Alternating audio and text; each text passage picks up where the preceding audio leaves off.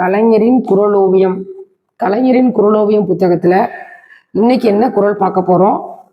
கலைஞரின் குறளோவியம் புத்தகத்தில் பக்கம் 521. ஒளியார் முன் ஒள்ளியராதல், வெளியார் முன் வான் சுதை வண்ணம் குழல் அப்படின்ற ஒரு திருக்குறள். 714வது குறள் அவை அறிதல். இந்த அருமையான குறள் ஒரு 2 வீடு சமையல் அறைய காமிது. 2 வீட்டில் ஒரு வீட்டில் ஒரு குவளையில் பால் வைக்கப்பட்டிருக்கிறது, மற்றொரு குவளையிலும் பால் வைக்கப்பட்டிருக்கிறது. இந்த 2 குவளையும் எடுத்து ஒன்றா காய்ச்சணும். பாலை காய்ச்சி தன்னுடைய கணவருக்கு, தன் பிள்ளைகளுக்கு, தன் மாமனார் மாமியாருக்கு ஒரு வீட்டில் ஒரு இல்லத்தரசி கொடுக்குறா. இன்னொரு வீட்லையும் இதே அடுப்பங்கரையில் பால் இல்லத்து கிளவின்னு சொல்லியிருக்காங்க, இல்ல கிளத்தி அப்படின்னு சொல்லியிருக்காரு கலைஞர்.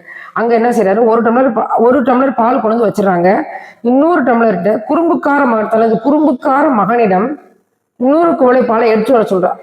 அப்ப அந்த பையன், குட்டி பையன் என்ன செய்யறான் அப்படின்னா, பாலுக்கு பதிலாக சுண்ணாம்பை கலந்து பால் மாதிரி கொண்டு வந்து வச்சிடறான்.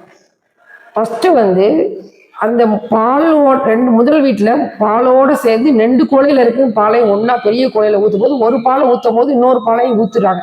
அப்ப அந்த பாலோடு பால் சேரும் பொழுது ஒரு நல்லா இருக்கு, அது மகிழ்ந்திருதல் மகிழ்ச்சியா இருக்கு. அதே சமயத்துல இன்னொரு வீட்டுல ஃபர்ஸ்ட் சுண்ணாம்பை ஊத்துறான், அடுத்து இன்னொரு பாலை ஊத்துறான். அப்ப அந்த பாலுக்கு இது சுண்ணாம்புதான், நம்ம இது பால் இல்லை அப்படின்றது பாலுக்கு தெரியும், ஆனாலும் சொல்லாது.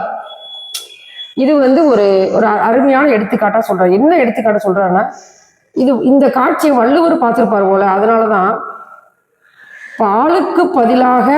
பாலுக்கு முன்னால் பாலா இருக்கிறவங்க பகுத்தறிவு படைத்தவர்கள், பாலுக்கு முன்னால் பாலுக்கு பதிலாக பகுத்தறிவு படைத்தவர்கள் தெரிந்தனர்.